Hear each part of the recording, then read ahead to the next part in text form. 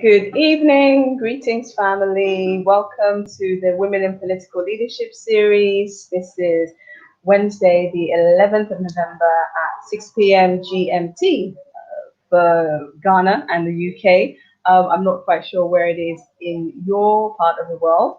If you're joining us, so as you're coming in to watch the show, please do drop us a comment and let us know where in the world you are watching us from. So this is the Women in Political Leadership series, streaming live from Ghana and streaming live onto the Power to Our Mothers Foundation Africa Facebook page, the United States of Africa Facebook page, and also the United States of Africa YouTube channel. So if you're on the YouTube channel, please do subscribe to keep updated with what's happening in the community. If you are on either or jumping back and forth from the Facebook pages, please do like and follow those pages so that we support one another. So my name is Angela Asante-Armar. I'm your host today. We are hoping to be joined by Brenda Katushemererwe of Uganda. And for some of you who may have watched previous episodes, Brenda was actually one of our previous guests. And at that time, being a Pan-African, but was also actively campaigning and contending, if you like, in the race for the presidential elections in Uganda coming up February 2021. It seems that a lot has happened since then, as she has made the decision to pull out of the race to contest for presidency. And she did make a post on Facebook just outlining some of the issues that led to her decision. But obviously, we wanted her to be here live so that we could, ask her more about that. So I'm going to give her a few minutes to see that she will actually join the platform. And whilst I'm waiting, welcome from Ethiopia. Welcome to the platform. Please do share whilst you are watching. For those of you who are watching for the first time, this platform or this series, this weekly series, the purpose of which is to be really a free and open platform for us to discuss why there is such an underrepresentation of women in the political arena. It's not a myth. Statistically, it has been proven. We do have world leaders, fortunately, from Africa, one being Rwanda, who has, I know it's 60 plus, I think the last count was maybe 66% female representation in its parliament. And so that's a really good example for us. And the question I want us to be asking ourselves is, what have they done? How did they get there? How do we replicate that across the motherland, essentially, but beyond that, across the world? Because if you have a population where the mother figures, aka the women, are the majority of the population, how can you have such then a poor and minuscule representation of them at the highest positions in the land? We need that balance, that harmony of the maternal voice, so that when decisions are made, they are made with everybody in mind, and particularly the majority. But at the moment, we have and have had for some time the minority, being the men, being the ones taking the decisions that impact the majority of people with whom they do not maybe understand. And there are certain issues that just wouldn't enter into men's heads. It doesn't matter if they live with women, they have female relatives and the like. There's certain things that would not enter into their heads. And that's not because they're deficient. It's because they're men. And these things do not impact them directly as they would do women.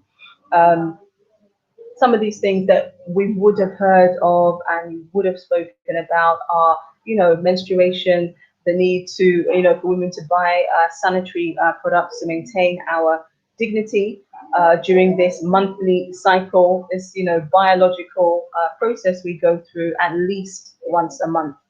Um, Childbirth, of course, men will experience that from a different angle, but there are things that we experience that we wouldn't expect the men to understand. And you may want to say that you want to differentiate them or separate them from politics. But what is politics? Politics is life. You cannot really have a conversation in a day about something that does not involve politics in some way. And this is partly the message that we want to convey to everyone, but especially the women, because it seems that for a long time now, for a long time now, we have perhaps sat back, not judgmentally, but really sat back and taken the view that, well, leadership, especially of nations, of country, is for the men. And it's not true. Maybe it has been true up until now, um, but it's not that we have never had female leadership. And female leadership was not anything extraordinary before our time of colonialism and imperialism. It's now that we have to relearn, well, how is it, how did we go from a time where it was quite normal or natural to see a woman either leading a country, a community, even going to fight in the name of, or leading, um, battles in the sake of, or the name of her country, her community, her village, to a time where, oh no, leadership is not for the men. Sorry, leadership is not for the women, it's only for the men. So, thank you for joining us today. As I said, today are supposed to be being joined by Brenda Katushemererwe, the former or Pan-African and former independent presidential aspirant for Uganda, who has, since joining us the last time to tell us of what her plans are, how the race is going, has decided to withdraw from the presidential race. And so today I wanted us to touch on that. I'll give her a little bit longer to see if she is going to join us. She was supposed to be joining us today. So if you have any general questions whilst you're on the platform, since you have taken your time, your valuable time to join us today, please do ask and I will try and answer them. Absolutely. We do need female voices. And thank you, Mary. And what we are saying is that we don't need female voices necessarily instead of or to eradicate the male voices. No. But as I said, if the majority of the global population, and especially if the majority of those in poverty are women, then we need more of us to speak up and out to represent, to provide, to champion the things that we need to help us also to thrive. Any of you that have watched this show before, I will usually say that we talk of the motherland, Africa, Mama Africa. Some of us talk about our countries being mothers, mamas. We talk about Mama Ghana or Mother Ghana, and it's not by coincidence. But you have to ask yourself, how do we really expect our our nations, our country, the motherland, Africa, to be restored, to thrive, to be really flourishing? If you look at the majority of her physical representation on the ground, that's the mothers, the mother figures, as in the women, and they're not doing so well. It is not going to happen. Number one, it won't happen because the physical mothers on the ground are not doing well, but also the land, our motherland that we encourage that we need to farm more. Now we are there's a lot of digging of our land, right? There's a lot of mining going on, oil, bauxite, gold, you name it. What other rich minerals are being excavated from the lands in the motherland, Africa? How much or how many of those resources are benefiting the children of Africa? We know the answer to that question. Otherwise, we wouldn't often be talking about the need for us to take control of our own resources and to unite the children of the motherland. And everything has its own time. Everything has a time. You know, there's times that the villains, they're the ones that, are thriving. But there's also time for the underdog, if you like, to come up, the one that was counted out and counted out as being weak or feeble. That one also has time. That one has a time for its day.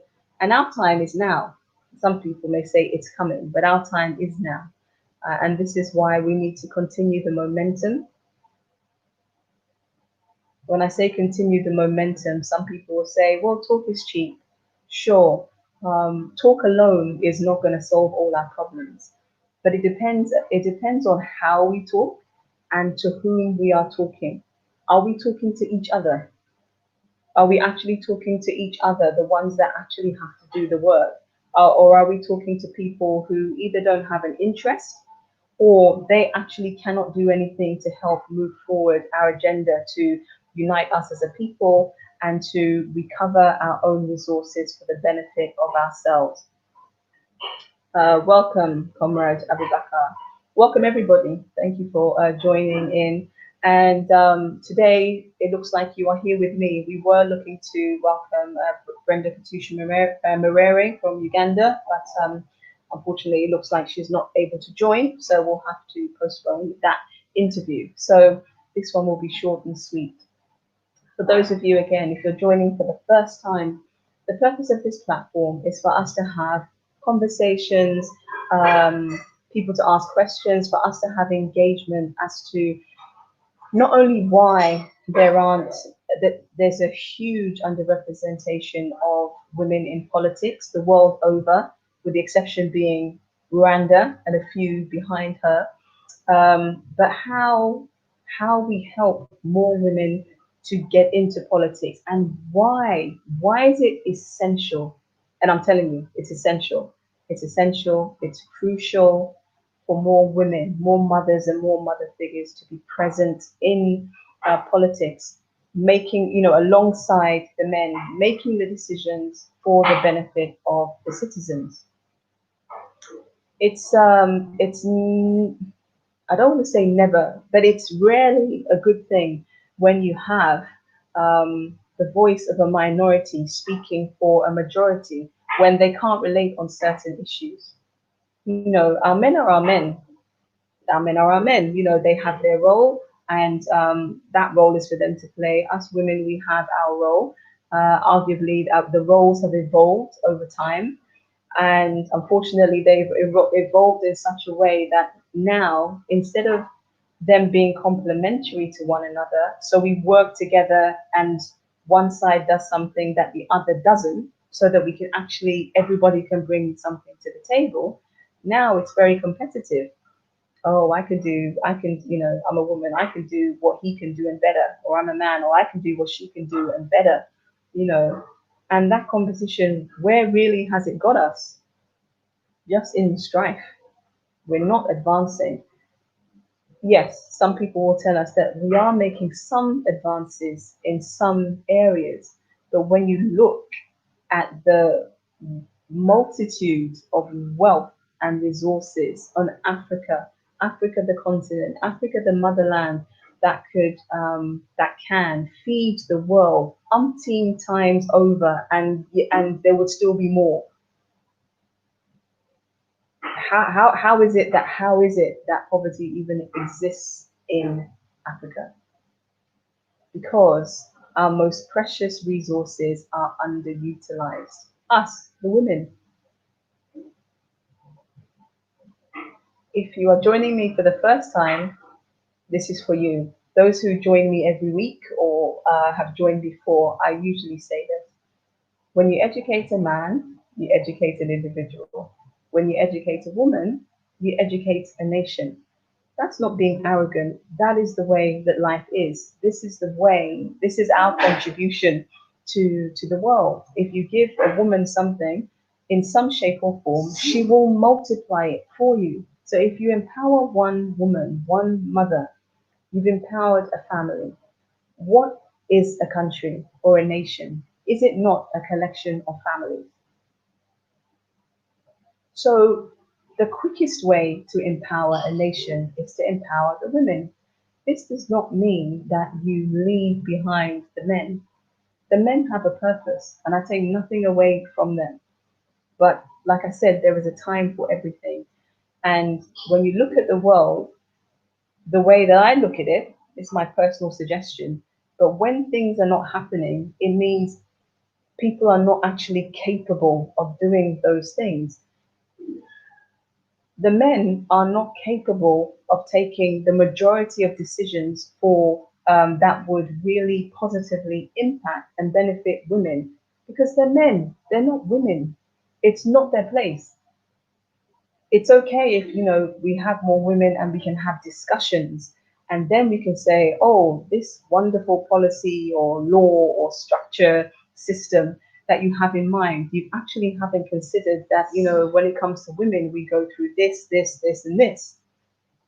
Our voices are missing, and so those missing voices equate to a whole demographic of people who are struggling or suffering. But it's not only the women that are suffering. Because, like I said, when you empower a woman, you empower a nation. When the mother or the mother figure, she doesn't have to have children, but we have an energy that is to support, to nurture, to nourish, encourage, uplift. We do all these things. So when that figure in the home, is doing well, everybody can be themselves. If there's a man in the home, he can be himself because he doesn't have to worry about the woman because she's okay. And if the woman is doing okay, then the children are okay. They don't have to worry about what's going on with mummy and daddy. Everybody's good. So when you empower a woman, you empower everyone. Nobody loses out. So this is for us to know that it's not a question of feminism, which has become distorted. It was never originally an idea or a concept that is a truly African concept. That's not ours. It is not ours. We believe in the whole family. And the whole family is that the woman has her role, the man has his role, they work together complementary. They have complementary roles, and that way the whole family thrives. So no, we don't have to be competitive because the competition is favoring nobody other than those who already have much. The few elites, they're good. They already have their luxuries X, Y, and Z. And meanwhile, the majority of the people, the little people, everybody's suffering. And as the saying goes, the rich are getting richer and the poor are getting poorer. So what do we do about that? How can you, whether you are a man or you're a woman, how can you empower or support in empowering? Because you can't empower somebody that doesn't want to be empowered. It is something that has to be, like a two-way. You can't help somebody that doesn't want to be helped. However, if somebody's really, really struggling, they can't even see that you're trying to reach out to help them. So there are things that we can do physically and practically. Some people may think that, well, of course, just giving out money is not going to make a difference. Absolutely. It also depends on the individual. But actually just being around and listening to someone, can you give a woman or a mother a break? Like, can you take the children for a while, or can you take care of some of her responsibilities for a while so she gets a break? And then once she's had the time to top up and relax, and then she gets back to her thing, then you can relax as well. What can you do to empower one woman or girl, a potential mother figure in your life? Because that will reap benefits not just for that individual, but like we say, for a nation. So that's what I leave you with today. Today's going to be a short one, so unfortunately my guest could not join us. So what can you do to empower one woman or girl, one mother or mother figure in your life. It doesn't mean that you necessarily have to go and find a stranger to do that. It could be your wife, girlfriend, niece, daughter, side chick, mother, um, whichever one of those that you seek to do something for, and you can even bring a smile to her face. You will reap the benefits of that, and somebody else will reap the benefits of that too.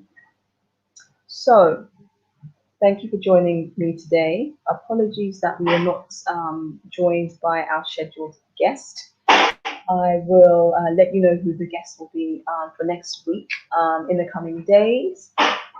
If you do have questions, keep them coming. I love that you are engaging, you ask questions and you post your comments, which we do read.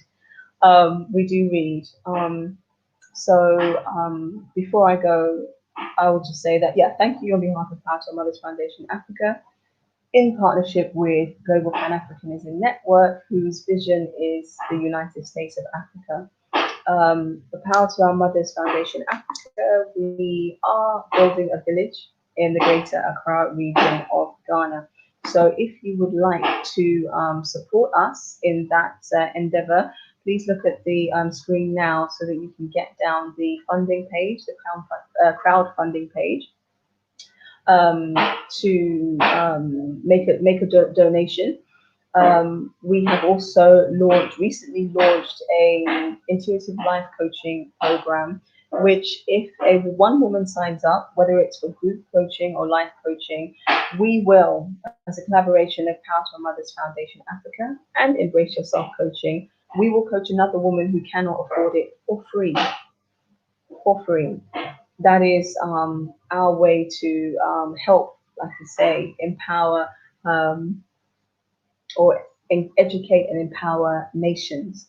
So for that, please do check out patreon.com/PTOMFA. That's patreon.com/PTOMFA. And another thank you for joining us on behalf of Global Pan-Africanism Network. If you want to get involved, share your ideas whilst we're working towards a United States of Africa, you can also subscribe on the Patreon page, which is strolling across the screen right now. And if you're a woman and you want to be hosted on this series, there are other series that I'll do every now and again, and it's a collective. We'll have a mixed thing, but it's really important, as one of our commentators said, for the female voice to get out there, so we reach other female voices. Hello, dear. So thank you for tuning in, whether you're watching live or on replay. Do spread the word. Details will be coming out about the next series of the next episode of Women in Political Leadership series. And we thank you for your time, and I wish you a good rest of the day wherever you are in the world. I am Angela Asante-Armar signing out for today. Take care.